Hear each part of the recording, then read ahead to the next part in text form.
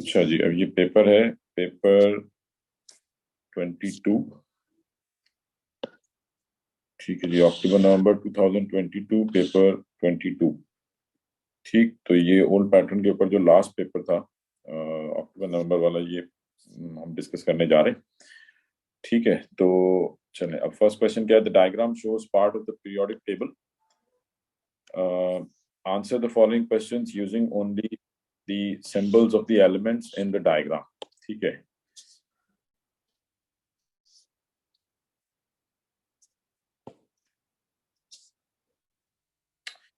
अच्छा जी। Each symbol may be used once, more than once, or not at all.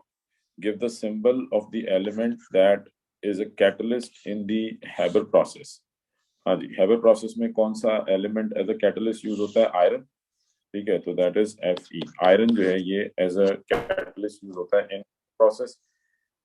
The element which is used to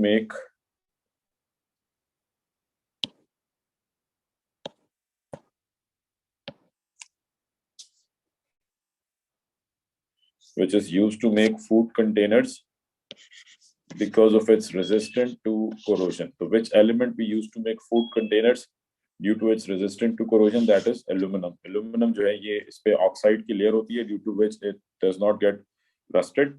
So that is aluminum. Is about 1% by volume of dry air.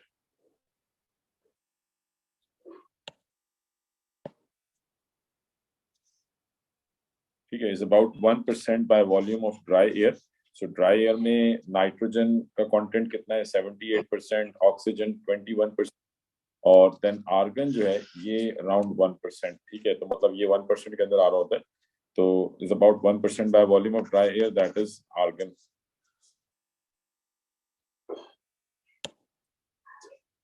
ठीक है जी, उसके बाद next है, is extracted from hematite. Which element is extracted from hematite? Again iron, because आप एक symbol एक से ज्यादा बार भी यूज कर सकते हैं।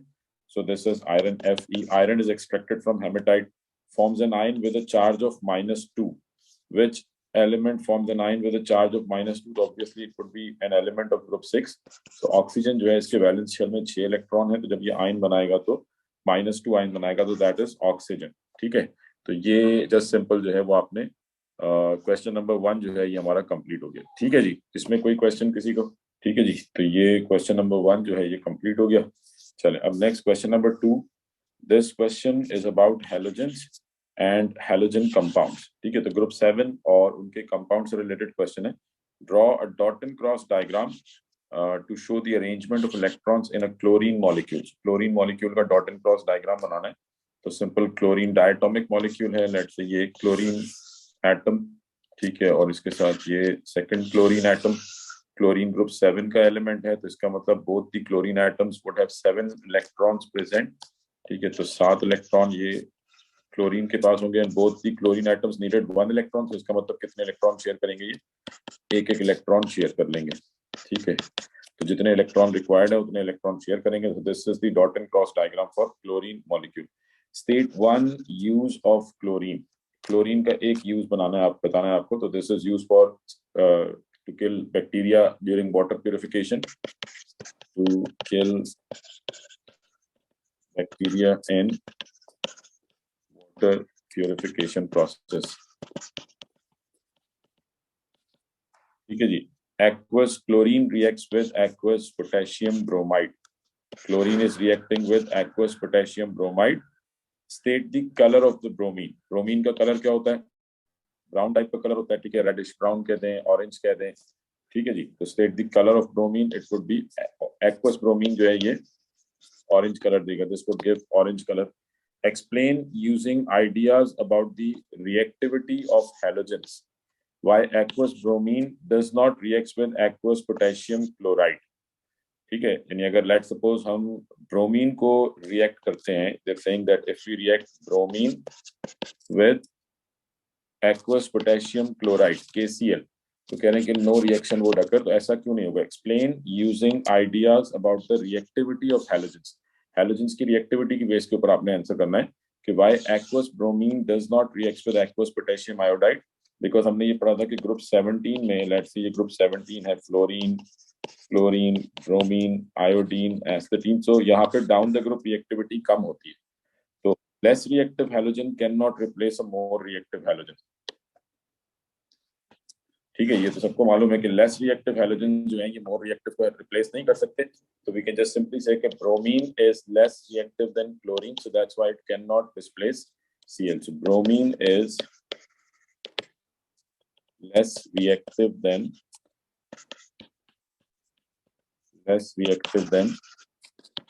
क्लोरीन।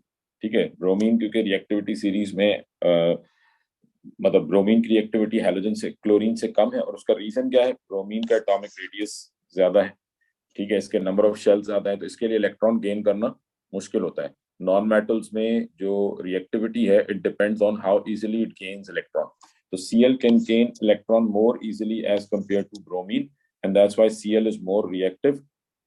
तो ब्रोमीन जो है ये Cl को रिप्लेस नहीं कर सकता। नॉन मेटल्स का या मेटल्स का जो डिस्प्लेसमेंट रिएक्शन का रूल होता है वो सिंपल क्या होता है कि अ मोर रिएक्टिव हैलोजन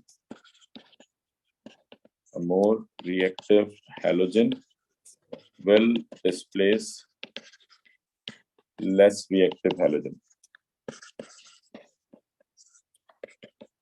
ठीक है, more reactive will displace less reactive halogen, तो less reactive more reactive को displace नहीं कर सकता। ठीक हो गया? अच्छा जी, उसके बाद नेक्स्ट क्वेश्चन क्या है?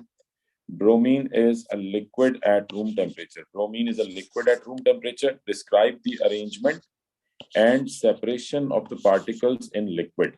ठीक है, तो लिक्विड में आपने पार्टिकल्स की अरेंजमेंट को डिस्क्राइब करना है और सेपरेशन को। तो in liquid phase particles are randomly arrange, arrangement आप ध्यान में रखें कि in liquid phase particles are randomly arrange. अगर यही सॉलिड की बात होती तो हम कहते हैं कि they are arrange in systematic order. ठीक है, इन सॉलिड्स, अगर आप इसको लिखना चाहें अपने पास तो नोट कर लें कि सॉलिड्स में particles are arrange in a defined order. In liquids, particles are arranged randomly, and in gas, particles are widely separated from each other. Widely separated. ठीक है, तो ये तो arrangement हो गई. And the second thing was separation. So although they are randomly arranged, but still they are in contact with each other, due to which liquids cannot be compressed to a large extent. ठीक है, so we can say that separations, they are still, particles are still in contact with each other. Particles are still in contact, मतलब कोई ज्यादा separation नहीं है। तो both in solid and liquid particles contact में होते हैं। डिफरेंस सिर्फ क्या है, सॉलिड में एक रेगुलर अरेंजमेंट होती है, ऑर्डर्ड फैशन में अरेंज होते हैं, और लिक्विड में हैपहैजर्ड अरेंजमेंट हो जाती है, रैंडमली अरेंज्ड होते हैं। अच्छा, next question is chlorofluorocarbon are atmospheric pollutants. अच्छा, अब ये जो क्वेश्चन है this is now not part of syllabus. ठीक है, तो ये ओजोन या CFC से रिलेटेड जो क्वेश्चन है इसको आप जस्ट सिंपल स्किप कर सकते हैं, this is not part of our syllabus anymore. ठीक है जी, क्वेश्चन नंबर 3 जी। क्वेश्चन नंबर 2 क्लियर है सबको? इसमें कोई क्वेश्चन? ठीक है, अच्छा चलिए नेक्स्ट क्वेश्चन है, the alkanes are homologous series of hydrocarbons. Alkanes are homologous series of hydrocarbons. Give the general formula of alkane. तो alkane का general formula CnH2n plus 2, सबको याद होगा ये formula। The structure of one isomer of an alkane is shown। ठीक है, तो ये आपको structure given है। ठीक है जी, name this alkane। तो कितने कार्बन है? 1 2 3 4, 4 कार्बन है, तो this is butane। Draw the structure of a different isomer of this alkane। Show all of the atoms and all of the bonds। तो ब्यूटेन का आइसोमर क्या होता है? आई थिंक सबको याद होगा, मिथाइल प्रोपेन। हम सिंपल चेन 3 कार्बन की कर देंगे, 4th कार्बन जो है वो जो सेंट्रल कार्बन है इसके साथ आ जाएगा। तो 1 2 3 hydrogen, because they have said that we have to show all of the atoms and all of the bonds। ठीक है जी, 1 2 3 4 5 6 7 8 9 10। So this is methyl propane. This is the structure of a different isomer of butane। The fractional distillation of petroleum produces fractions containing alkanes of different chain length। ठीक है, तब ये क्या बात हो रही है? फ्रैक्शनल डिस्टिलेशन ऑफ पेट्रोलियम की बात हो रही है। Separation by fractional distillation depends on a physical property of the fractions. Name this physical property. तो किस physical property की basis पे separation होती है? That is boiling point. ठीक है जी, आप separation किस basis पे कर रहे होते हैं? We separate the substance based on their boiling point. Boiling point की base के ऊपर separation होती है. जिसका boiling point achieve होता जाता है वो condense होके separate होता जा रहा होता है. ठीक है, तो in fractional distillation separation occurs based on boiling point. तो different boiling point वाले जो fractions हैं वो अलग-अलग height पे collect हो रहे होते हैं. Naphtha is one fraction separated from petroleum crude oil. Naphtha. State the main use of the naphtha fraction. So it is one of those fractions which is not used as fuel. Normally petroleum से जितने भी आपको fractions मिलते हैं ये mostly as a fuel use होते हैं, but naphtha is one of those fractions which is not used as fuel. So this is used as a chemical feedstock or to make chemicals. ठीक है, this is used as chemical feedstock. ये different chemical industries में raw material के तौर पे use हो रहा होता है. Larger alkane molecules are cracked to form smaller alkane molecules. Explain the importance of cracking larger alkanes into smaller alkanes. So why we crack, why we break larger alkanes into smaller alkanes? Because shorter, जो आप कह लें कि जो smaller alkanes हैं, they are better fuel as compared to the smaller alkanes. Sir वो जो cracking of alkanes होती है इसके अंदर कोई कैटलिस्ट वगैरह यूज होता है क्या? जी बिल्कुल बेटा, जो क्रैकिंग होती है मतलब ये कैटालिटिक क्रैकिंग होती है. ठीक है, तो इसमें नॉर्मली जो कैटलिस्ट यूज हो रहा होता है, वैसे तो खैर ओ लेवल्स में जो कैटलिस्ट का नाम जो है ये आपसे पूछा नहीं जाएगा, बस जस्ट सिंपल आप कंडीशन ध्यान में रखें कि इन the presence of catalyst plus heat. ठीक है, तो जो कैटलिस्ट यूज होता है वी यूज आइदर Al2O3 और SiO2.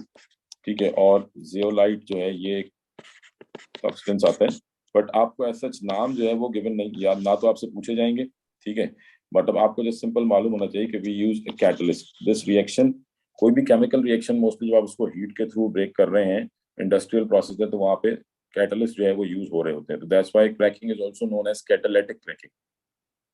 क्लियर होगी बात?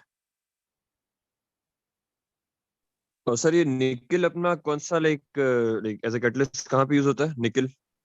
वो तो हाइड्रोजनेशन ऑफ अल्कीन्स में होता है ना बेटा, जहाँ अल्कीन्स में हाइड्रोजन ऐड करते हैं, अल्केन्स बनते हैं, तो उसमें निकल को यूज किया जाता है एज अ कैटलिस्ट. अच्छा चलो ठीक इसमें है. ये होगा ना कि स्मॉलर अल्केन्स आर मोर वो मतलब कंप्लीट कंबशन करते हैं. हाँ, स्मॉलर अल्केन, बस सिंपल 1 मार्क का क्वेश्चन है, तो आप सिंपल क्या कहेंगे कि जी क्वेश्चन क्या है कि explain the importance of cracking. Explain the importance of cracking larger alkane into smaller alkanes. तो हम सिंपल ये कह सकते हैं कि they are better fuel, smaller alkanes are better fuel, क्योंकि कोई एक्सप्लेनेशन नहीं यहाँ पे. जो डिटेल आपको जस्ट सिंपल यहाँ पे क्या बात करनी है कि क्रैकिंग मतलब आप लार्जर अल्केन्स को स्मॉलर अल्केन्स में क्यों क्रैक कर रहे हैं उसकी एक्सप्लेनेशन देनी है. तो smaller alkanes are better fuel as compare to larger. ठीक है, अगर डिटेल्ड रीजनिंग मांगी होती तो फिर हम यहाँ पे बात कर लेते कि जी इसमें कंप्लीट कंबशन के चांसेस ज्यादा होते हैं, more energy would be released. या आप सिंपल ये भी कह सकते हैं कि smaller alkanes are more in demand because ये एज अ फ्यूल यूज होते हैं तो इनकी डिमांड ज्यादा होती है. ठीक है, they are high demand molecules. ठीक हो गया. State 2 conditions. अब देखिए यहाँ कंडीशंस की बात आ गई ना, नीडेड फॉर क्रैकिंग. तो क्रैकिंग की कंडीशन क्या है? High temperature and catalyst. ठीक है, हाई टेम्परेचर एंड प्रेशर भी आप कह सकते हैं. ठीक है जी. तो alkanes react with chlorine in the presence of UV light.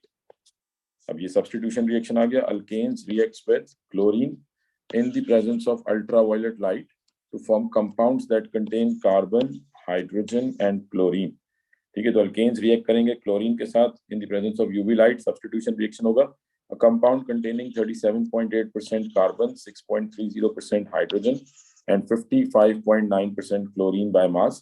Calculate the empirical formula of this compound. So empirical formula के लिए सबको मालूम है क्या करना है. 3 एलिमेंट्स हैं, 3 कॉलम्स बन जाएंगे. Carbon, hydrogen chlorine. ठीक है, पहले आप इनके मोल्स कैलकुलेट करेंगे। कार्बन का मास कितना है, हम परसेंटेज को डायरेक्ट मास में कन्वर्ट कर लेते हैं। ठीक है, तो carbon is 37.8 divided by 12 given mass upon molar mass, so 37.8 divided by 12, hydrogen 6.30 divided by 1 and 55.9 divided by 35.5, जो इनके एटॉमिक मासेस हैं उससे हमने इनको डिवाइड कर दिया। ठीक है, तो 37.8 divided by 12, this is equal to 3.15। ठीक है, 37.8 divided by 12 that is equals 3.15, 6.30 and 55.9 divided by 35.9, this is equals to 1.57। तो ये आपके पास मोल्स आ गए। नेक्स्ट आप क्या करेंगे, इसमें सिंपल देखेंगे सबसे स्मॉलेस्ट वैल्यू कौन सी है, तो स्मॉलेस्ट वैल्यू इज 1.57, तो सबको 1.57 से डिवाइड कर देंगे ताकि हमारे पास होल नंबर रेशियो आ जाए। So divided by 1.57 divided by 1.57 divided by 1.57, so by dividing it with 1.57 we get 2, 4 and 1। तो empirical formula क्या बन गया, this is C2H4Cl। Sir molecular formula कैसे निकालते थे? एम्पेरिकल फॉर्मूला आ जाए ना तो फिर उसके बाद मॉलिक्यूलर फॉर्मूला के लिए एमआर गिवन होगा। मॉलिक्यूलर फॉर्मूला के लिए एमआर गिवन होगा। ठीक है, और जो भी एमआर होगा इस कंपाउंड का, फिर आप क्या करेंगे, एम्पेरिकल मास, यहाँ से एम्पेरिकल मास कैलकुलेट करेंगे। एम्पेरिकल मास कैलकुलेट होगा। नेक्स्ट फिर आप देखेंगे कि जो आपका मॉलिक्यूलर मास है जो कि गिवन होगा क्वेश्चन में, एमआर को डिवाइड कर देंगे एम्पेरिकल मास से। एमआर को एम्पेरिकल मास से डिवाइड करेंगे तो यहाँ से आपके पास रेशियो आ जाएगा, या आपको ये पता लग जाएगा कि आपका एमआर जो है वो एम्पेरिकल के कितने टाइम्स है। तो जो भी आंसर आएगा, लेट्स से अगर 2 आता है तो आप इस 2 को अपने एम्पेरिकल फॉर्मूला से मल्टीप्लाई कर देंगे। 3 आता है तो 3 से मल्टीप्लाई कर देंगे। तो ये एडिशनल स्टेप होता है। क्लियर होगी बात? सर क्रैकिंग में कैटलिस्ट Al2O3 होता है। Al2O3 भी यूज हो सकता है, SiO2 भी यूज हो सकता है। ठीक है, बट ये कैटलिस्ट आपके सिलेबस का पार्ट नहीं है। Name of the catalyst is not part of O level syllabus. Sir तो आप सिंपल कैटलिस्ट लिख के आ जाएंगे। ओके सर, जो आपने ऊपर कंडीशंस का सवाल था उसके जी। अंदर अगर जो है हम टेम्परेचर अलग और प्रेशर हम अलग लिखते हैं तो उसमें मार्क्स हाँ, नहीं मिलेंगे? वो भी सही है। आप हाई टेम्परेचर हाई प्रेशर लिख दो। ठीक है सर, ओके। ठीक है, हाँ जी। और कोई क्वेश्चन किसी का? क्लियर हो गया? क्वेश्चन नंबर 3 क्लियर है? कैटलिस्ट का नाम ये सिर्फ क्रैकिंग के लिए है या फिर जो कुछ जो और बाकी प्रोसेस हैं उनमें भी उसमें भी मतलब नहीं नहीं apply बेटा, होता है? जहाँ पे जो कैटलिस्ट लिखवाए हैं ना आपको सिलेबस में, वो तो याद रखने। हैबर प्रोसेस का कैटलिस्ट वो याद होना चाहिए, वो तो सिलेबस का पार्ट है। कॉन्टेक्ट प्रोसेस वो याद होना चाहिए। ठीक है, क्रैकिंग में हमने कभी भी नहीं, कैटलिस्ट का बाकी नाम जैसे लिखा नहीं। छोटे छोटे हैं जैसे हेलोजिनेशन वगैरह और दूसरी चीजें। देखो, जहां भी आपको बाकी भी कैटलिस्ट का अच्छी हैं। नाम लिखवाया गया ना, मेरी बात को सुन लो, जहां भी कैटलिस्ट का नाम लिखवाया गया है वो आपके सिलेबस का पार्ट है, वो आपको मालूम होना चाहिए। Okay sir. ठीक है ना? तो आप सिलेबस से भी एक दफा चेक कर सकते हो। तो वो जहां पे जिस रिएक्शन में कैटलिस्ट यूज हो रहा है और उसका नाम, जैसे फॉर एग्जांपल मैं आपको एग्जांपल्स दे रहा हूँ ना, कि आप ये नोट कर लो अपने पास कौन कौन से रिएक्शंस हैं। Haber process, contact process, hydrogenation of alkenes. ठीक है, उसके अलावा addition of steam on to alkene, उसमें फॉस्फोरिक एसिड यूज होता है कैटलिस्ट के तौर पे, वो याद रखना है। उसके अलावा कैटालिटिक कन्वर्टर में प्लैटिनम यूज होता है, तो वो एज ए कैटलिस्ट यूज हो रहा है, वो याद रखना है। तो ये कुछ रिएक्शंस हैं जो कि अभी मुझे याद आ रहे हैं, और तकरीबन इनमें ही जो है वो हम कैटलिस्ट यूज कर रहे होते हैं। ठीक है, तो ये आपको याद रखना है। बाकी क्रैकिंग का कैटलिस्ट जो है ये हम कभी भी, जिस पर ये अभी बात हो गई तो मैंने बता दिया, वरना एज सच ये आपके सिलेबस का पार्ट नहीं है। ठीक है, सर अगर हम फॉर सपोज लिख देते हैं तो उसमें मार्क्स मिलेंगे या नहीं मिलेंगे? हाँ लिख दोगे तो मार्क्स मिल जाएंगे, बट अगर कोई गलत लिख के आ जाएगा तो वो मार्क्स कट भी जाएंगे। तो अच्छा, इसलिए बेहतर ये है कि ओके आपको लिखने की जरूरत ही नहीं है। ठीक है, सर आप ये कैटलिस्ट के हम नेम्स लिख सकते हैं ताकि फिर हम उसके एसेस ले लें, याद करने में इजी होगा। अच्छा चलो, ये क्लास के एंड में लिख देता हूँ मैं बेटा। ठीक है, अभी इसको कंप्लीट कर लूँ। This question is about ammonium sulfate. ठीक है, ammonium sulfate. Ammonium sulfate is a fertilizer. Explain why farmers put fertilizer on soil where crops are grown. Why farmers put fertilizers on soil where crops are grown. तो मतलब farmers जो हैं ये fertilizers क्यों spray करते हैं? To improve the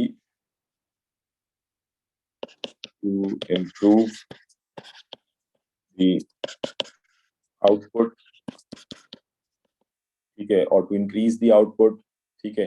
तो just simple जो है वो आप कह सकते हैं कि fertilizers क्यों ऐड किए जाते हैं? To increase the nitrogen content या minerals का content बढ़ाने के लिए. यूरिया आप कह सकते हैं to increase the mineral content. ठीक है, तो कुछ भी आंसर आ सकता है यहाँ पे.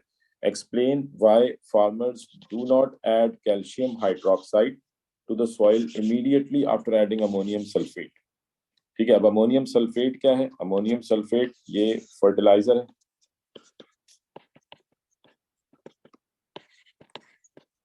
और कैल्शियम हाइड्रोक्साइड क्यों ऐड करते हैं सॉइल में? To increase the pH level of soil. ठीक है, अगर कोई एसिडिक सॉइल है तो कैल्शियम हाइड्रोक्साइड का काम क्या है? It increases the pH of soil. To increase the pH of soil, इसको अगर आपने बढ़ाना है तो. अब अगर आप ये दोनों एक साथ ऐड कर देते हैं, ये कहते हैं why farmers do not add both of them at the same time.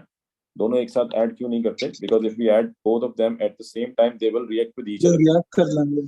ठीक है ना. अमोनियम सल्फेट जो है, अमोनियम सल्फेट, आपको रिएक्शन नहीं लिखना, बस सिर्फ समझाने के लिए मैं यहाँ पे लिख रहा हूँ, किंतु क्लियर नहीं है. Ammonium sulphate will react with calcium hydroxide और ये बेस वाला रिएक्शन हो जाएगा जो हमने पढ़ा भी है. वी गेट अनदर, यानी this is base reacting with ammonium salt, तो we get another salt calcium sulphate plus water plus ammonia gas. तो अब ये जो अमोनिया गैस बन रही है, this ammonia gas will escape into the air. तो आप क्या चाह रहे थे? फर्टिलाइजर क्यों ऐड कर रहे थे आप? To increase the mineral content, to increase the nitrogen content. और ये जो नाइट्रोजन बनेगी, ये नाइट्रोजन एयर में रिलीज हो जाएगी. तो नाइट्रोजन कंटेंट जो आपने सॉइल में इंक्रीज करना था वो सारा का सारा एयर में लॉस हो जाएगा. ठीक है, तो हम सिंपल कह सकते हैं कि अमोनिया जो है, why we can not add both at the same time, because ammonia lost to the air or the nitrogen content do not increase as ammonia is lost to the air. तो जो nitrogen आपने soil में add करना था वो air में release हो जाता है. दैट्स व्हाई हम दोनों को एक साथ ऐड नहीं करते. तो मतलब इसमें थोड़ा सा आपको गैप देना होता है. Calculate the percentage by mass of nitrogen in ammonium sulphate. Ammonium sulphate में आपने नाइट्रोजन की परसेंटेज कैलकुलेट करनी है. ठीक है, calculate the percentage by mass of, calculate the percentage by mass of nitrogen in ammonium sulphate. तो ammonium sulphate का formula क्या है? अब ये सबको मालूम होना चाहिए.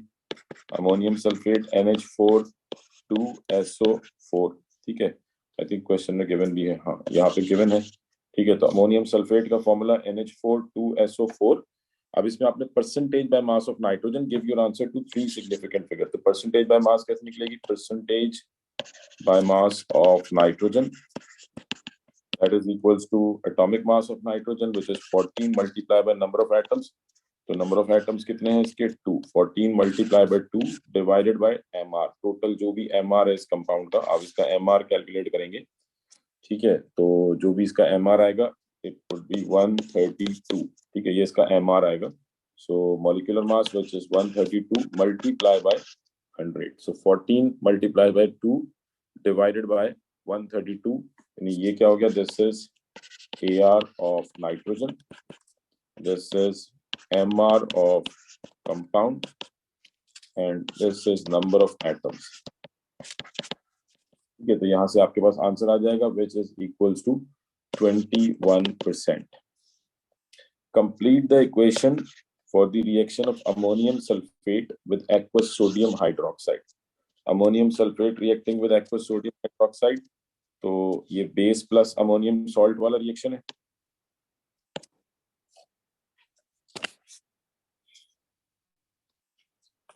ठीक है, ये क्या है, this is alkali reacting with ammonium salt, तो क्या मिलेगा आपको, अनदर सॉल्ट, सॉल्ट क्या बनेगा, sodium sulphate, Na2SO4 sodium sulphate plus water plus ammonia gas. ठीक है, अब इसको बैलेंस कर लें। नाइट्रोजन कितने हैं रिएक्टेंट साइड पर, 2 नाइट्रोजन है, तो प्रोडक्ट साइड पर भी 2 नाइट्रोजन आ जाएंगे। सोडियम 2 सोडियम 2 सोडियम, सल्फेट 1 है SO4, सल्फेट 1 है SO4, हाइड्रोजन काउंट करें, 4 2s are 8 और 2 1s are 2, तो 8 + 2 that is equals to 10, 2 3s are 6, तो 10 करने के लिए यहाँ पे 2 लगा देंगे, 2 2s are 4, 4 + 6 that is equals to 10। Oxygen कितने हैं, 2 1s are 2, 2 1s are 2, oxygen balance. तो ये इक्वेशन बन गई। ठीक है, ये आपने इक्वेशन बना ली between ammonium sulphate and sodium hydroxide.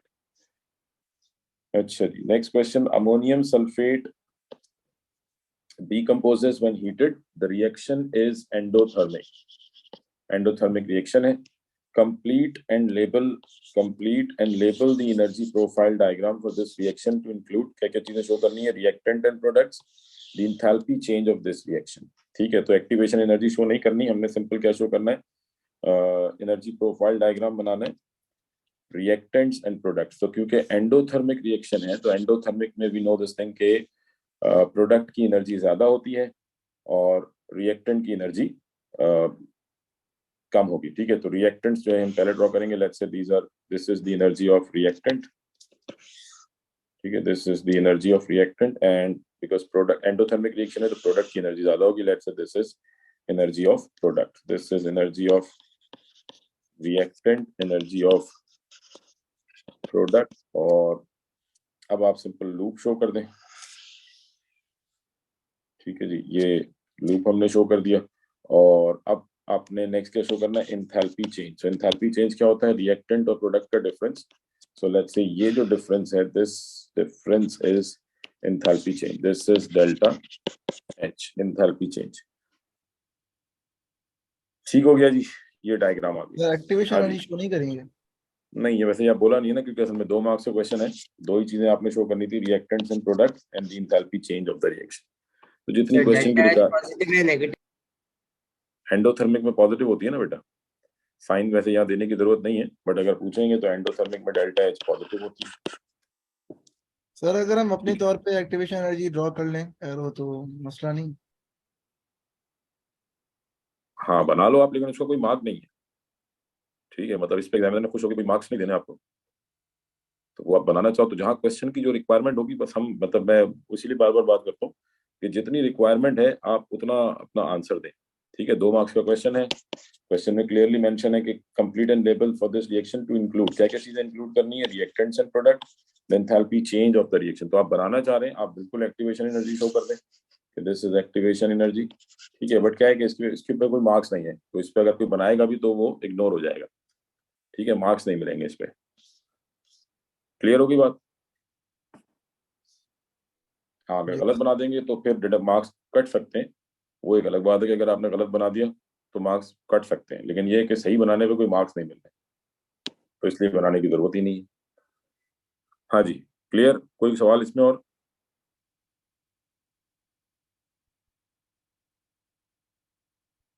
ठीक है जी, चलिए नेक्स्ट क्वेश्चन पे आते हैं। This question is about metals and metal compounds. Zinc react with aqueous copper 2 ions. तो मेटल का और मेटल कंपाउंड्स का रिएक्शन है, जिंक रिएक्ट कर रहा है with copper 2+ ions. Explain why this reaction involves both oxidation and reduction. ठीक है, तो ये रिडॉक्स रिएक्शन का क्वेश्चन है। Use the equation and ideas about electron, use this equation. ठीक है, आपने ये बताना है कि why this reaction involve both oxidation and reduction. Use the equation and ideas about electron transfer in your answer. ठीक है, तो in terms of electron transfer जो है वो आपने आंसर करना है कि why this reaction is involves both oxidation and reduction. तो अब ऑक्सीडेशन क्यों हो रही है कि हम सिंपल देख सकते हैं कि जिंक जो है, इस यहाँ पे जिंक 0 से +2 की स्टेट में गया, मतलब जिंक इज लूजिंग इलेक्ट्रॉन। ठीक है, तो हम सिंपल कह सकते हैं कि as zinc is losing electron, its oxidation number changes from 0 to +2. So that means this is oxidation, and copper +2 से 0 हुआ है, ठीक है, तो copper is gaining electron, its oxidation number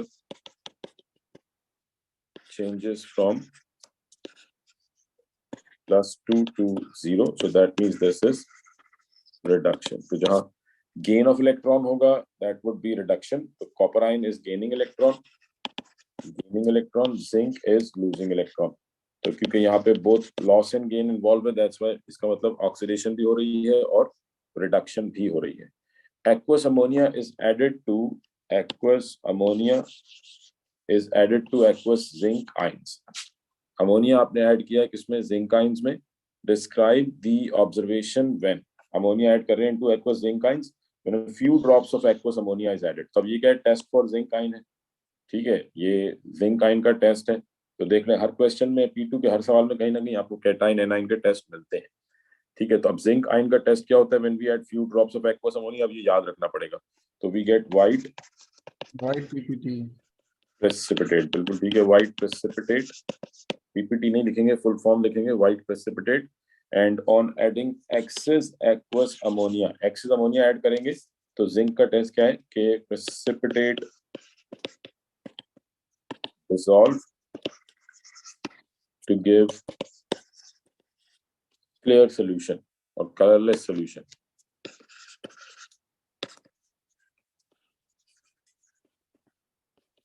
ठीक है, तो इसके लिए ऑब्वियसली आपको आइंस के टेस्ट याद रखने पड़ेंगे. Molten zinc chloride conducts electricity. Molten zinc chloride conducts electricity. Predict the products formed at the anode and the cathode when molten zinc chloride is electrolyzed. अब आपने products predict करनी है, reactions नहीं लिखने. मोस्टली बच्चे यहाँ पे reactions लिख देते हैं.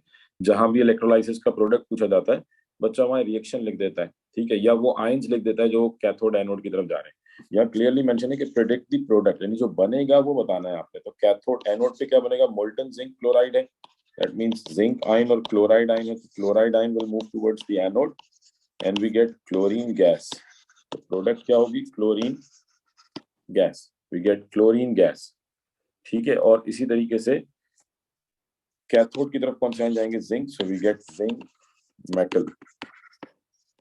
प्रेडिक्ट द प्रोडक्ट्स में आप नाम या फॉर्मूलाज जो भी है वो मेंशन कर सकते हैं. Explain in terms of structure and bonding why zinc chloride has a high melting point in terms of structure and bonding. तो जिंक क्लोराइड, अब आपने सिंपल ये डिसाइड करना है कि आयनिक है या कोवलेंट है. तो बिकॉज मेटल नॉन मेटल के दरमियान है तो हम सिंपल ये कह सकते हैं कि it is an ionic compound. और आयनिक कंपाउंड के स्ट्रक्चर्स क्या होते हैं? Giant ionic structure. तो it has intramolecular forces of attraction. नहीं बेटा, इंट्रामोलिकुलर फोर्सेस जो है ना वो मॉलिक्यूलर, वो जितनी भी मॉलिक्यूलर फोर्सेस है वो कोवेलेंट कंपाउंड्स में होती है. आयनिक कंपाउंड में तो मॉलिक्यूल ही नहीं होते ना. जिंक क्लोराइड जो है ये आयनिक कंपाउंड है, यहाँ कोई मॉलिक्यूल नहीं है, नो मॉलिक्यूल. मॉलिक्यूल बनता ही कोवेलेंट बॉन्डिंग से. तो जब मॉलिक्यूल ही नहीं है तो मॉलिक्यूलर फोर्सेस का फिर तो सवाल ही पैदा नहीं होता ना. Electrostatic forces of attraction. हाँ, इलेक्ट्रोस्टैटिक फोर्सेस. बट पहले तो स्ट्रक्चर बताओगे ना आप. स्ट्रक्चर क्या है? Giant ionic structure. पहले तो स्ट्रक्चर मेंशन करेंगे क्योंकि बात स्टार्ट कहां से हो रही है? जाइंट आयोनिक लैटिस होगा ना सर. जाइंट आयोनिक लैटिस लिख दें या जाइंट आयोनिक स्ट्रक्चर लिख दें, एक ही बात है. जाइंट आयोनिक लैटिस और जाइंट आयोनिक स्ट्रक्चर, ठीक है. और अब आप बता दें कि जी अट्रैक्टिव फोर्सेस कौन सी है. तो जाइंट आयोनिक लैटिस मतलब बॉन्डिंग भी डिस्क्राइब होगी, स्ट्रक्चर भी आ गया. Strong electrostatic, high melting point क्यों है? Because strong electrostatic force of attraction between cation and anions. ठीक है, strong electrostatic force of attraction between cations and anions. Aluminum is extracted from its ore by electrolysis. Aluminium को extract कर रहे हैं इसके ore में से by electrolysis. State why aluminum is extracted by electrolysis and not by reduction with carbon, because aluminum is more reactive than carbon. ठीक है, carbon जो है वो आप यानी Al2O3 में से अगर आपने Al को एक्सट्रैक्ट करना है, so we cannot use carbon because carbon reactivity series में नीचे आता है. तो aluminum is more reactive या carbon is less reactive, किसी भी तरह से आप आंसर दे दें. So aluminum is more reactive than carbon.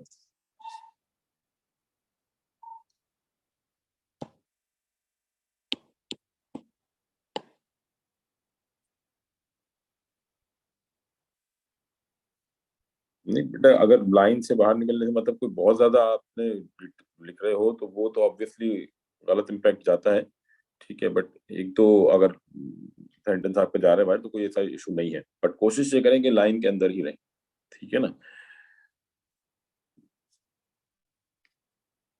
अच्छा जी, state one property of aluminium. State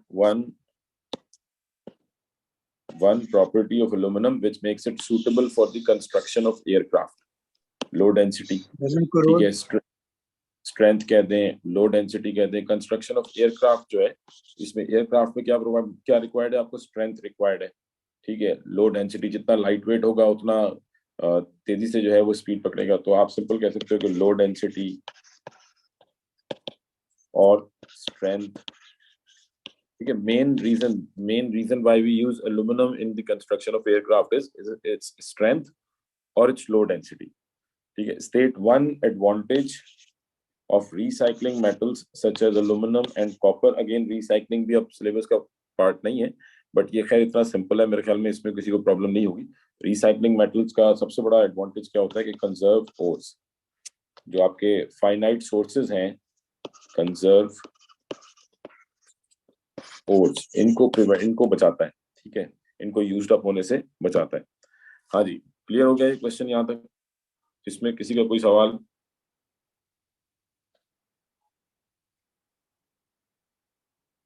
ठीक है जी, क्लियर है.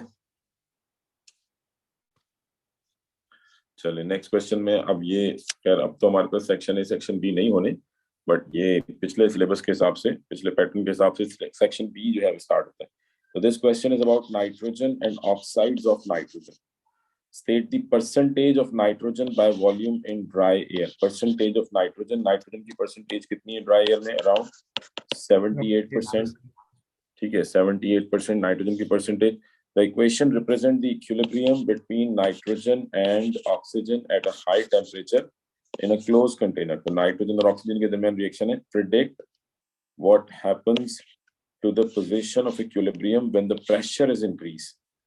ठीक है, तो अब प्रेशर बढ़ाएंगे तो आपको ये देखना है कि किस तरफ जाएगा रिएक्शन, बट उसके लिए नंबर ऑफ मोल्स काउंट करेंगे गैस के. तो अगर हम देखें तो प्रोडक्ट साइड पर गैस के कितने मोल्स हैं? 2 मोल्स हैं. और रिएक्टेंट साइड पर 1 मोल नाइट्रोजन, 1 मोल ऑक्सीजन, तो टोटल कितने हो गए? 2 मोल्स. तो दोनों तरफ नंबर ऑफ मोल्स बराबर हैं, तो हम कहेंगे कि प्रेशर हैज नो इफेक्ट और नो इफेक्ट ऑफ प्रेशर. और रीजन क्या है? Number of moles of gas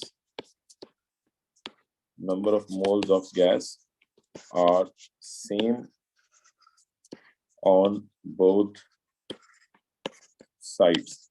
number of moles of gas are equal on both sides. ठीक है, दोनों साइड्स पे number of moles of gas बराबर है. दैट्स व्हाई प्रेशर का कोई इफेक्ट नहीं होगा. The table shows the concentration of nitrogen 2 oxide in a closed container at 3 different temperatures. ठीक है, तो कंसंट्रेशन ऑफ नाइट्रोजन 2 ऑक्साइड, और ये याद रखें कि यहाँ पे नाइट्रोजन 2 ऑक्साइड जो है, तो मैं रिमूव कर दूंगा यहाँ से. नाइट्रोजन 2 ऑक्साइड जो है ये प्रोडक्ट है. ठीक है, नाइट्रोजन 2 ऑक्साइड ये प्रोडक्ट है. तो अब अगर आप टेम्परेचर बढ़ा रहे हैं तो NO की कंसंट्रेशन क्या होती जा रही है? ये भी बढ़ रही है. यानी अगर आप सिंपल देखें तो 800 डिग्री सेंटीग्रेड पर NO की कंसंट्रेशन कितनी थी एट इक्विलिब्रियम? 0.02.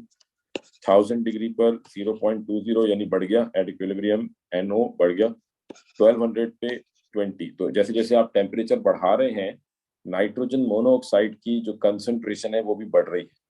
तो अब क्वेश्चन क्या है कि state why this information shows about the what this information shows about the enthalpy change, यानी कि delta H. of the forward reaction. तो जब आप temperature increase कर रहे हैं, increase in temperature, increase the yield of product, increase the output of product. इसका मतलब temperature बढ़ाने से forward reaction हो रहा है. टेम्परेचर बढ़ाने से फॉरवर्ड रिएक्शन हो रहा है. दैट मींस के forward reaction is endothermic in nature, क्योंकि हमने पढ़ा था कि high temperature favours endothermic reaction. तो सिंपल हम कह सकते हैं कि the reaction is, enthalpy change क्या है, इट इज एंडोथर्मिक.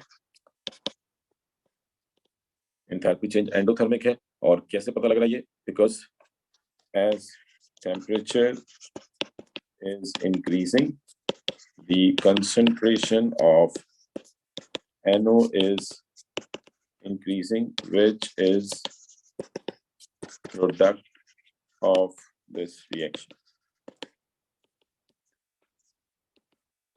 अगर टेम्परेचर बढ़ाने से प्रोडक्ट की कंसंट्रेशन बढ़ रही है तो इसका मतलब फॉरवर्ड रिएक्शन एंडोथर्मिक है. Nitrogen 2 oxide reacts with hydrogen. Nitrogen 2 oxide reacts with hydrogen to produce ammonia and water. दोनों थोड़ा ऊपर कीजिएगा वो उसमें. Okay sir. ठीक है जी. Nitrogen 2 oxide reacts with hydrogen, NO reacts with hydrogen to produce ammonia, NH3 and water. ठीक है. Construct the equation for this reaction. तो हमें साथ साथ बैलेंस भी करनी होगी. ठीक है. आपने पहले इक्वेशन बना ली. अब क्योंकि अगर आपने 2 मार्क्स है तो 1 मार्क मिलेगा आपको करेक्ट फॉर्मूलाज का. जहां भी 2 मार्क की इक्वेशन आएगी तो 1 मार्क मिलेगा करेक्ट फॉर्मूलाज पे. यानी यहाँ पे एग्जामिनर ये चेक करना चाह रहा है कि आपको हाइड्रोजन का, अमोनिया का और वाटर का फॉर्मूला आता है या नहीं. सेकेंडली दूसरा मार्क मिलेगा बैलेंसिंग पे. ठीक है. तो अब इसको बैलेंस कर लें. तो नाइट्रोजन, एक नाइट्रोजन, ऑक्सीजन 1, हाइड्रोजन 2 और सॉरी हाइड्रोजन 2, हाइड्रोजन 3 + 2 5 हाइड्रोजन है.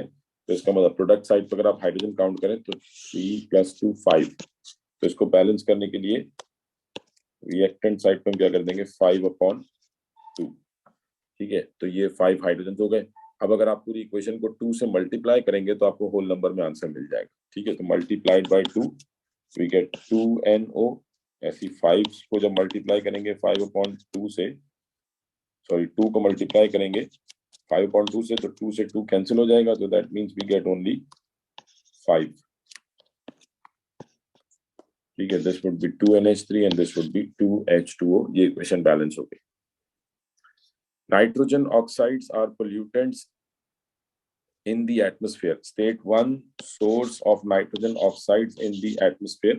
Atmosphere में nitrogen oxides कहाँ से आ रहे हैं? From car engines. ठीक है. From car engines, from combustion. ठीक है. From internal combustion engine से जो combustion हो रही है उससे nitrogenous oxide release हो रहे हैं. Nitrogenous oxide contribute to acid rain. State 1 effect of acid rain on buildings. Acid rain का buildings पे effect क्या आता है? corrosion होती है. मतलब ये buildings जो है वो कार्बोनेट से बनी हुई होती हैं.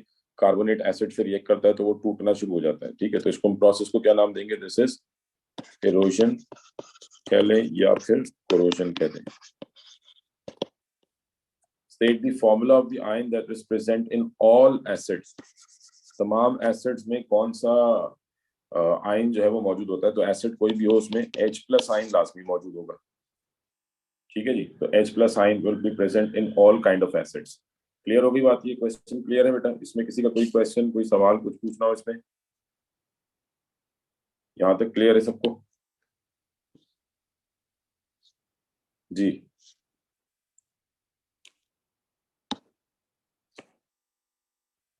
ठीक है. ये क्लियर हो गया सबको? चलिए नेक्स्ट क्वेश्चन पे आते हैं. This question is about carboxylic acid and polymers. The structure of an organic compound is shown. Deduce the molecular formula of this compound. तो molecular formula के लिए आप simple count करेंगे. Carbon 1, 2, 3, 4. 4 carbons. Hydrogen 1, 2, 3, 4, 5, 6. 6 hydrogens. Oxygen 1, 2, 3 4 5, oxygen 5, C4H6O5. Propanoic acid reacts with methanol to form an ester. Name this ester. ठीक है, तो name of ester क्या हो जाएगा? Methanol से we get methyl, Propanoid. and propanoic acid से propanoid. तो name of ester would be, मतलब मैंने बार-बार आपको बताया ना, अल्कोहल को अल्काइल में कन्वर्ट करते हैं, एसिड को O8 में, तो we get methyl propanoid. ठीक है, और स्ट्रक्चर ऑफ द ईस्टर बनाना है आपने, तो पहले मिथाइल बना दें. मिथाइल क्या है? CH3, this is methyl. अब प्रोपेनोइड के लिए कितने कार्बन आ जाएंगे? 3, बट पहले ईस्टर लिंक बनाए, OC डबल बॉन्ड O 2 3, तो ये 3 कार्बन हो गए, 1 2 3 4 5 हाइड्रोजन हो गए पूरे, 1 2 3, 3 carbon, and this is methyl. तो this structure represent methyl propanoid. बाकी हाइड्रोजन आप लगा लेंगे. ठीक है, और अगर आप इसको रिवर्स में लिखना चाहें तो ऐसे भी लिख सकते हैं, 1 2 3, प्रोपेनोइड पहले आ गया, देन मिथाइल लगा दें. तो आपकी मर्जी है आपने कौन सा स्ट्रक्चर बनाया है, दोनों ही करेक्ट स्ट्रक्चर. पहले मिथाइल फिर प्रोपेनोइड लिख दें, या पहले प्रोपेनोइड फिर मिथाइल बना दें. बट नेमिंग में पहले हमेशा अल्काइल ही आए, नेमिंग में पहले अल्काइल लिखेंगे. State 1 use of esters. Esters का यूज क्या है? They are used to make perfume और food flavours. Ethanoic acid can be produced by bacterial oxidation of alcohol. ठीक है, bacterial oxidation of alcohol gives ethanoic acid. Give one other method of oxidizing ethanol to produce ethanoic acid. Use of oxidizing agent, या by air भी आप oxidise कर सकते हैं, but वो ये bacterial oxidation हो गई. ठीक है, तो acidified. Give one other method of oxidizing ethanol to produce ethanoic acid. तो इथेनॉल को ऑक्सीडाइज करने के लिए we can also use acidified. Alcohol जो है ये ऑक्सीडाइजिंग एजेंट के थ्रू भी ऑक्सीडाइज हो सकते हैं. तो एसिडिफाइड KMnO4 नाम लिख देंगे आप, एसिडिफाइड पोटेशियम मैंगनेट 7. ठीक हो गया. The simplified structures of a dicarboxylic acid monomer and a diamine monomers are shown. ठीक है, ये डाइकार्बोक्सिलिक एसिड है. सर ऊपर कीजिएगा 1 मिनट. जी बेटा, 1 मिनट ऊपर कीजिएगा.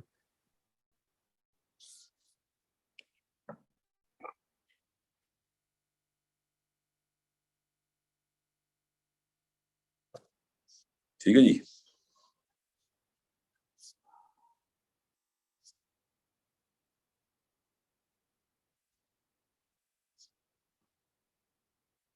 ठीक है, तो the simplified structure of a dicarboxylic acid monomer and a diamine monomers are shown. तो डाइकार्बोक्सिलिक एसिड आ गया, डायमाइन आ गया.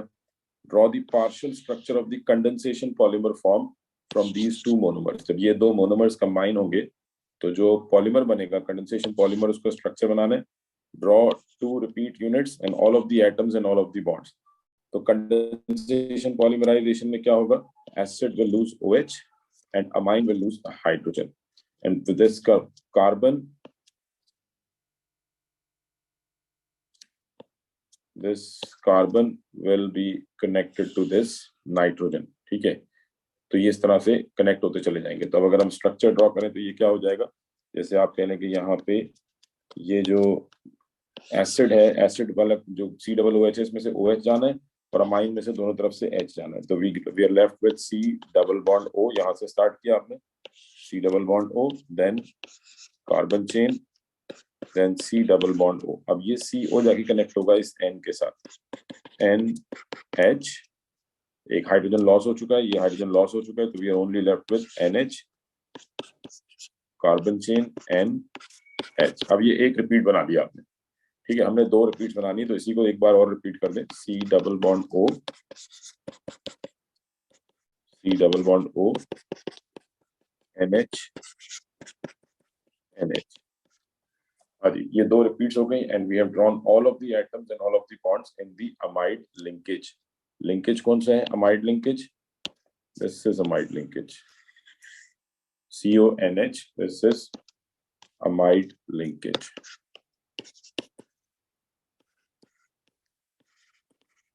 जैसे ईस्टर्स में ईस्टर लिंकेज होता है, अमाइड्स में अमाइड लिंकेज होता है।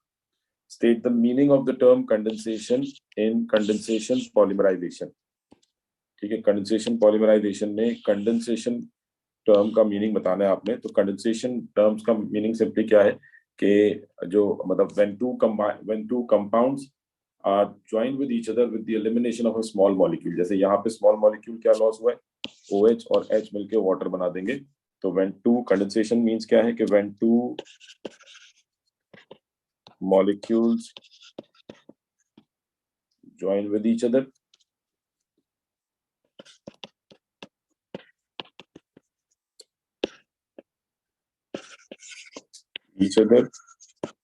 with the loss of a small molecule. Most of the time that small molecule is water, but लाजमी नहीं है कि हर दफा water हो.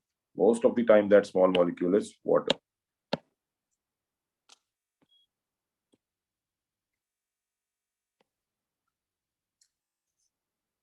ठीक है जी। तो कंडेंसेशन मींस क्या हो गया कि व्हेन टू मॉलिक्यूल्स ज्वाइन, जैसे यहाँ पे आप देख लें कि एसिड डाइकार्बोक्सिलिक एसिड और डायमाइन कंबाइन हुए, तो ये तो कंबाइन हो गए डाइकार्बोक्सिलिक एसिड और diamine with the loss of a small molecule that is water. So this type of chemical reaction is called condensation. Proteins have amide linkages. Proteins में क्या होते हैं? Proteins they have amide linkages. Proteins are hydrolyzed using dilute acids. Proteins can be hydrolyzed using dilute acids. Name the type of a compound produced by the hydrolysis. तो जब आप किसी भी polymer को हाइड्रोलाइज करेंगे तो आपको उसके मोनोमर्स मिलेंगे, यानी मोनोमर्स कंबाइन होते हैं तो पॉलीमर बनता है, और पॉलीमर को ब्रेक करेंगे which we call hydrolysis. Polymer को ब्रेक करेंगे तो अमाइनो, तो आपको मोनोमर्स मिलेंगे, और प्रोटीन के मोनोमर्स क्या होते हैं? Amino acids. तो आप सिंपल ये ध्यान में रखें कि on hydrolysis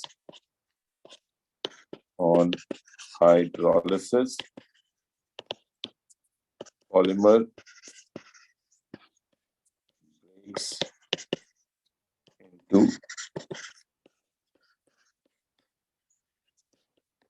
monomers. On hydrolysis polymer breaks into monomers. तो जो भी पॉलीमर है वो मोनोमर्स में ब्रेक हो जाएगा। ठीक है, क्लियर हो गया ये क्वेश्चन? इसमें किसी को कोई कंफ्यूजन, कुछ पूछना हो?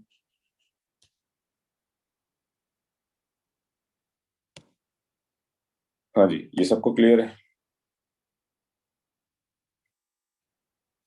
चलिए नेक्स्ट क्वेश्चन पे आते हैं।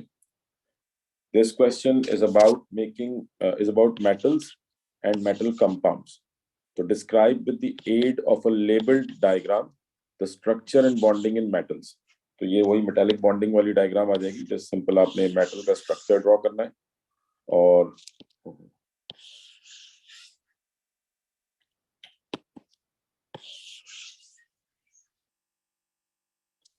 ठीक है, अब इसमें हम metal atoms, metal ions show करेंगे क्लोजली पैक्ड। तो let's say these are metal ions. ठीक है, इन पे पॉजिटिव चार्ज शो करना है। These are metal ions and electrons are present between them. ठीक है, तो आपने सिंपल मेटल आयंस शो कर दिए क्लोजली पैक्ड, और उसके साथ डीलोकलाइज्ड इलेक्ट्रॉन्स। तो डीलोकलाइज्ड इलेक्ट्रॉन्स जो है ये हम गैप्स में शो कर देंगे। These are delocalised electrons. So these are positive ions, और ये क्या है? These are delocalised electrons.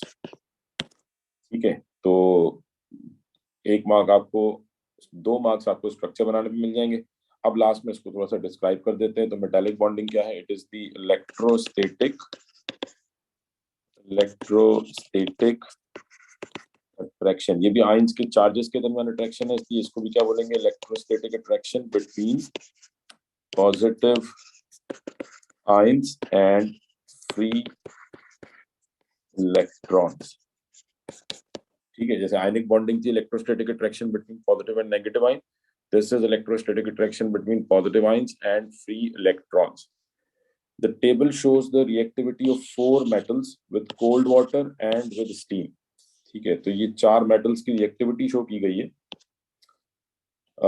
Put the 4 metals in order of increasing reactivity. ठीक है, तो सबसे पहले आप देखें सबसे मोस्ट रिएक्टिव कौन से होंगे, विच रिएक्ट्स विद, जो मेटल कोल्ड वाटर से रिएक्ट करेगा, दैट मींस कि वो हाईली रिएक्टिव है।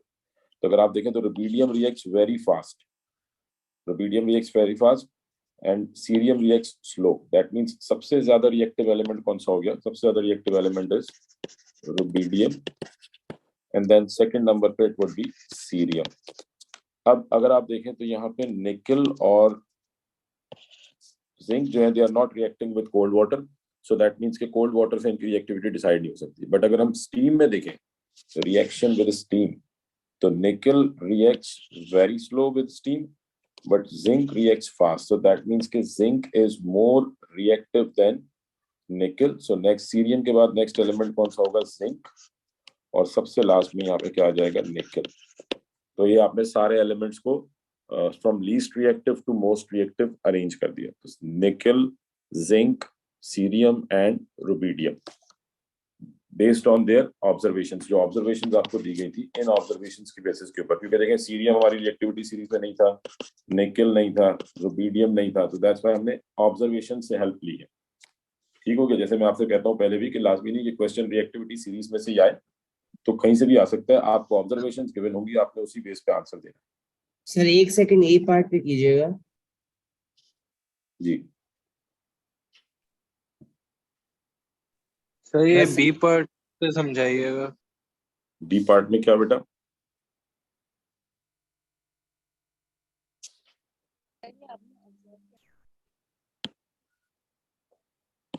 हाँ जी, बी पार्ट में क्या समझाऊं?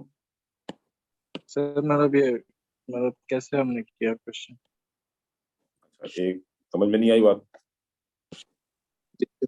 नहीं मैं देखो ना, आपने सिंपल मेटल्स के रिएक्शन दिए गए हैं, reactions with cold water given है और रिएक्शन विद स्टीम गिवन है। अब आप याद रखने कि अगर कोई मेटल कोल्ड वाटर से रिएक्ट कर रहा है दैट मींस कि वो हाईली रिएक्ट, ठीक है। If a metal reacts with cold water that means उसकी रिएक्टिविटी बहुत ज्यादा है, ये चीज ध्यान में रखें, ठीक है। ये मतलब ये क्राइटेरिया है। हमने मेटल्स के रिएक्शन पढ़े थे, अगर आपको याद हो, हमने मेटल्स के रिएक्शंस पढ़े थे, रिएक्शंस ऑफ मेटल्स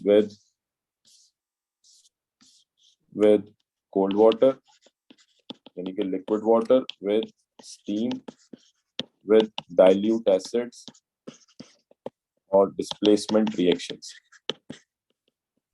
ठीक है। तो ये रिएक्शन है which decides the reactivity of metal। क्या कह रहे हो बेटा?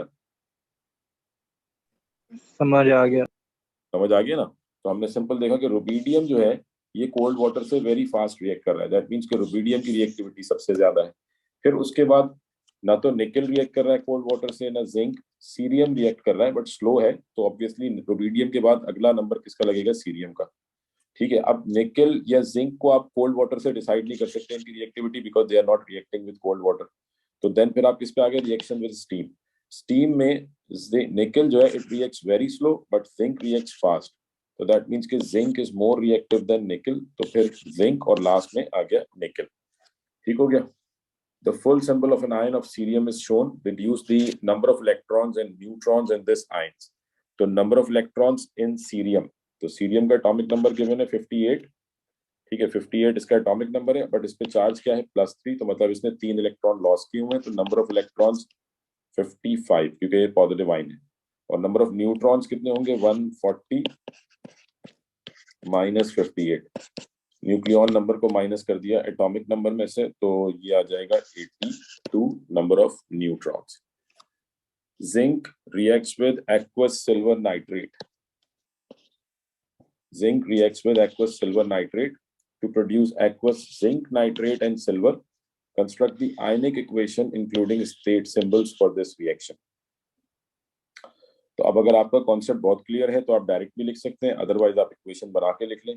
मैं यहाँ इक्वेशन बना देता हूँ, zinc reacting with silver nitrate, ठीक है। जिंक सॉलिड होगा, मेटल है, silver nitrate aqueous, to give zinc nitrate ZnNO3 plus silver. Zinc nitrate, all the nitrates are water soluble, तो ये भी सॉल्युबल और ये सॉलिड। अब इसको बैलेंस करें, यहाँ 2 नाइट्रेट हैं तो ये 2 AgNO3 हो जाएगा और ये 2 सिल्वर।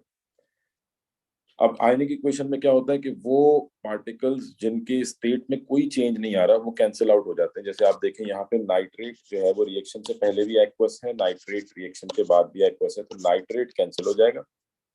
और बाकी जो सब्सटेंस है, जिंक रिएक्शन से पहले सॉलिड, बाद में आयोनाइज हो गया, एक्वस फॉर्म में आ गया।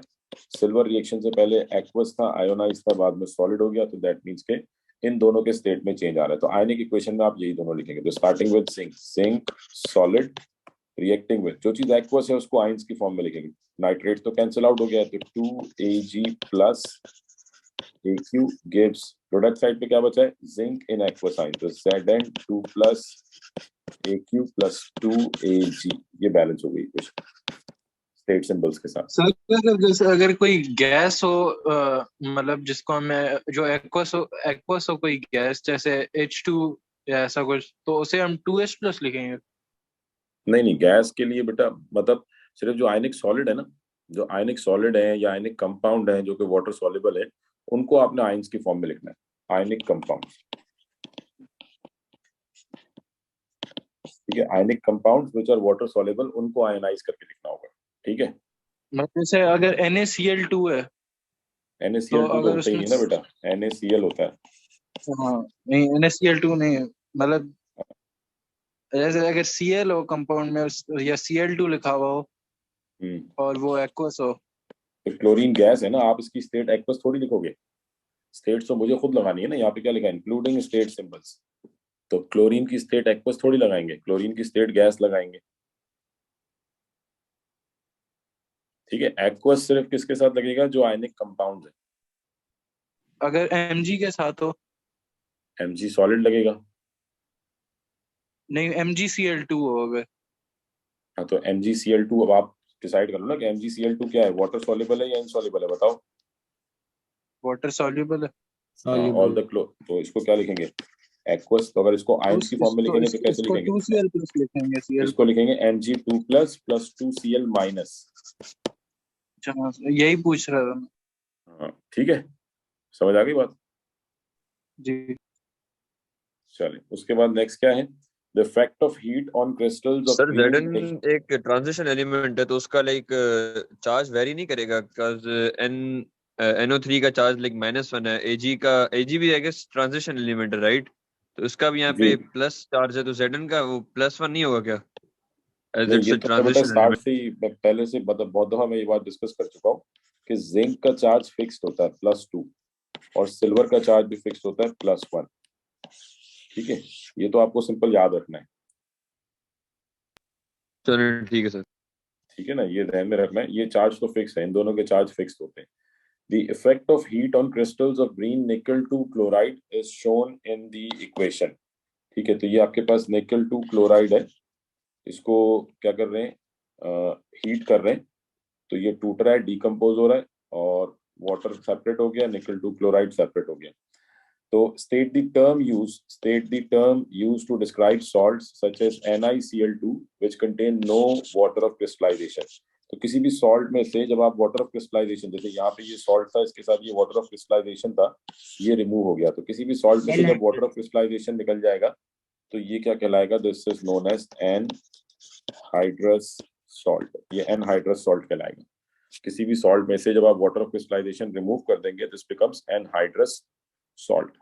Describe how to change yellow nickel to chloride। Yellow nickel to chloride, this is yellow nickel to chloride back to green nickel to chloride। यानी इसको एनहाइड्रस से अगर हाइड्रेटेड में कन्वर्ट करना हो, वापस बैकवर्ड जाना हो, तो क्या करेंगे, वाटर ऐड करेंगे, ऐड वाटर। बैकवर्ड रिएक्शन करना है तो सिंपली इसमें वाटर ऐड करें, ये बैकवर्ड चला जाएगा, दोबारा से आपको ग्रीन निकल टू क्लोराइड मिल जाएगा हाइड्रेटेड। ठीक है जी, क्लियर है ये क्वेश्चन, इसमें किसी का कोई सवाल।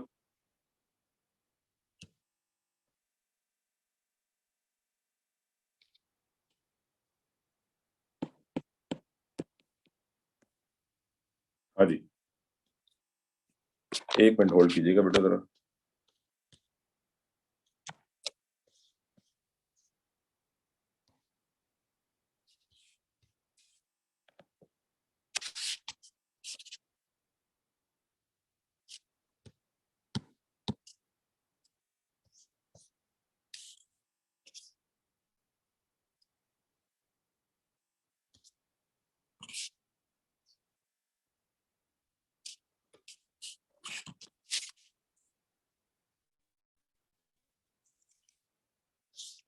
अच्छा जी, अब नेक्स्ट क्वेश्चन है, magnesium carbonate reacts with dilute hydrochloric acid.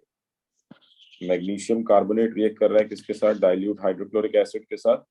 When 25 cm cube of dilute hydrochloric acid, HCl कितना ऐड किया हमने? 25 cm cube is added to excess magnesium carbonate. Magnesium carbonate excess में है. The volume of carbon dioxide gas produced at RTP is 120 centimeter cube. This is volume of carbon dioxide. Calculate the concentration in moles per dm cube of the dilute hydrochloric acid. HCl की concentration find out करनी है, जिसके लिए HCl का volume given है. This is volume of HCl, but concentration का formula क्या है? C is equals to N upon V. तो वॉल्यूम तो आ गया, मोल्स नहीं है. मोल्स कहाँ से निकलेंगे? कार्बन डाइऑक्साइड का वॉल्यूम गिवन है, तो first we calculate moles of carbon dioxide और फिर कार्बन डाइऑक्साइड के मोल्स को HCl के मोल्स में कन्वर्ट कर देंगे. ठीक है, तो पहले आप स्टेप 1 करेंगे. स्टेप 1 क्या हो जाएगा? Moles of CO2. CO2 gas है, गैस के लिए सिंपल आप जो वॉल्यूम गिवन है 120 डिवाइडेड बाय, क्योंकि cm क्यूब में है तो मैं डायरेक्ट इसको 24,000 से डिवाइड कर देता हूँ, तो यहाँ से वॉल्यूम आ जाएगा, सॉरी मोल्स आ जाएंगे. ठीक है, तो मोल्स आपके पास कितने आ जाएंगे? That would be equal to 5 into 10 raised to power minus 3. ये मोल्स आ गए किसके? कार्बन डाइऑक्साइड के. Moles of CO2. अब CO2 के मोल्स को कन्वर्ट करेंगे किसमें? इनटू मोल्स ऑफ HCl, और इन दोनों का रेशियो क्या है? 1:2:1. तो step 2, moles of CO2 into moles of HCl, उसके लिए मोलर रेशियो चेक करेंगे. तो मोलर रेशियो ऑफ, इक्वेशन से आपने देखना है, इक्वेशन में HCl के 2 मोल्स हैं, कार्बन डाइऑक्साइड का 1 मोल है. दैट मींस के 1 mole of CO2 forms from 2 moles of HCl.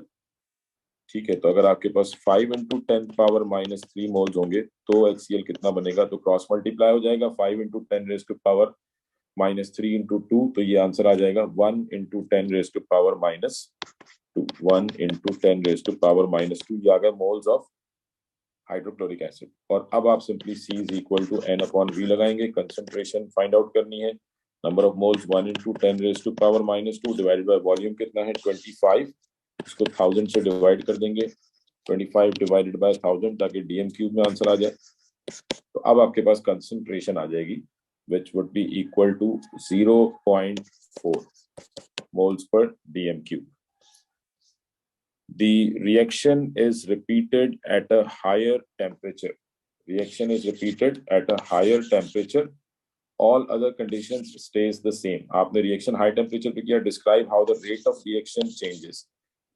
Explain your answer using ideas about collisions between particles. So when we increase the temperature, rate of reaction, सबसे पहले तो आप बताएंगे rate of reaction पे impact क्या आएगा? Rate of reaction, ये 2 marks की क्वेश्चन है. पहली चीज आपने क्या बता दी? Rate of reaction. टेम्परेचर बढ़ेगा तो रेट ऑफ रिएक्शन बढ़ेगा. Temperature is directly proportional to rate of reaction. Reason, kinetic energy of particles would increase. जब आप टेम्परेचर बढ़ाएंगे तो kinetic energy of particles increases, जिसकी वजह से more successful collisions, more successful collision, और जितनी ज्यादा सक्सेसफुल कोलिशंस होंगी उतना रेट ऑफ रिएक्शन बढ़ेगा. तो जब टेम्परेचर बढ़ेगा तो पार्टिकल्स की काइनेटिक एनर्जी बढ़ेगी और मोर सक्सेसफुल कोलिशंस होंगी. The reaction is repeated using a higher concentration of hydrochloric acid. All other conditions stays the same. अब आपने कंसंट्रेशन बढ़ा दी. Now describe how the rate of reaction changes. Again concentration is also, rate is directly proportional to concentration as well. तो again rate increases, and this time reason क्या हो जाएगा कि जब आप कंसंट्रेशन बढ़ाएंगे तो पार्टिकल्स की जो क्वांटिटी है पर यूनिट एरिया वो बढ़ जाएगी. तो हम कहेंगे कि now there are more particles per unit volume. More, जैसे पहले अगर फॉर एग्जांपल 1 मोल पर डीएम क्यूब था, तब आपने 2 मोल पर डीएम क्यूब कर दिया, तो पर DM cube number of moles बढ़ गए. तो दैट मीन्स के मोर पार्टिकल्स पर यूनिट वॉल्यूम. और जब ज्यादा पार्टिकल्स होंगे, ज्यादा क्राउडिंग होगी, तो दैट मीन्स के more frequent collisions will occur. जितनी ज्यादा क्राउडिंग होगी उतनी ज्यादा कोलिजन्स होंगी, और जितनी ज्यादा कोलिजन्स होंगी दैट मीन्स के रेट ऑफ रिएक्शन भी उतना ज्यादा हो जाएगी। Duralumin is an alloy of aluminium, magnesium, copper and manganese. State what is meant by the term, what is the meaning of the term alloy? Alloy simply क्या होते हैं? They are mixture of metals. Mixture of metals. ठीक है, these are alloys. ये alloy की definition हो गई। अच्छा जी, copper is purified by electrolysis using an impure copper anode and a pure copper cathode. ठीक है, ये हमने पढ़ा था purification of copper में कि आप एनोड पे impure copper यूज करते हैं। ठीक है, एनोड पे क्या आ जाता है? Impure copper. लेट्स से ये एनोड है इम्प्योर, तो एनोड से कॉपर आयन सॉल्यूशन में आते हैं और ये कॉपर आयन कैथोड पे जाके डिपॉजिट होते हैं, तो कैथोड पे हमें प्योर कॉपर मिलता है। ठीक है, तो construct the ionic equation for the reaction taking place at the cathode. तो कैथोड पे रिएक्शन क्या हो रहा होता है? सॉल्यूशन से copper ions Cu2+ aqueous gains electron, क्योंकि कैथोड पे रिडक्शन होती है, गेन ऑफ इलेक्ट्रॉन होता है, तो copper ions gain electron, they become copper solid. तो दिस रिएक्शन आप स्टेट्स ना भी लगाएं कोई मसला नहीं है, but copper ions gaining electron becomes copper solid. This is the reaction happening at the cathode. ठीक है, ये कैथोड का रिएक्शन हो गया। उसके बाद an metal object can be electroplated with another metal, यानी इलेक्ट्रोलिसिस का एक जो एप्लीकेशन था प्यूरिफिकेशन ऑफ मेटल, दूसरी एप्लीकेशन क्या है? Electroplating. State 1 use of electroplating. तो इलेक्ट्रोप्लेटिंग के यूजेस आप कहने की अपीयरेंस बेटर हो जाती है, ठीक है, और सिंपल रेजिस्टेंट टू कोरोजन हो जाता है, बेटर अपीयरेंस या रेजिस्टेंट टू कोरोजन। आपने कोई ऐसा मेटल जो है वो इसके ऊपर कोट कर दिया जो कि ऑक्साइड की लेयर बना देगा, जिसकी वजह से ये जो आपका जो इनर मेटल है इसमें कोरोजन जो है वो नहीं होगी। ठीक है जी, तो ये पेपर भी कंप्लीट हो गया। हाँ जी, समझ आ गई बात यहाँ तक? किसी को इसमें कोई कंफ्यूजन बेटा? क्लियर है ये? जी सर ये इलेक्ट्रोप्लेटिंग वाला रिपीट करवा दीजिएगा। इलेक्ट्रोप्लेटिंग वाला रिपीट कर देते हैं। इलेक्ट्रोप्लेटिंग में सिंपली क्या है कि जब आप इलेक्ट्रोप्लेटिंग, यानी आपने एक यूज बताना है, ठीक है, तो कोई भी एक यूज आपने सिंपली बताना है इलेक्ट्रोप्लेटिंग का कि क्यों कर रहे हैं। तो उसका रीजन क्या होता है? एक तो आप स्ट्रेंथ प्रोवाइड कर सकते हैं, मतलब ये भी रीजन हो सकता है टू प्रोवाइड स्ट्रेंथ, कि आपके पास जो बेस मेटल है आपने इसके ऊपर कोई ऐसा मेटल कोट कर दिया जो ज्यादा स्ट्रांग है। ठीक है, तो टू प्रोवाइड स्ट्रेंथ प्रोवाइड करने के लिए की जाती है। दूसरा रीजन क्या होता है? जैसे मैंने आपको बताया कि आपने क्रोमियम की प्लेटिंग कर दी, तो क्रोमियम ऑक्साइड की लेयर बना देता है जो कि जंग से बचाता है, तो टू प्रिवेंट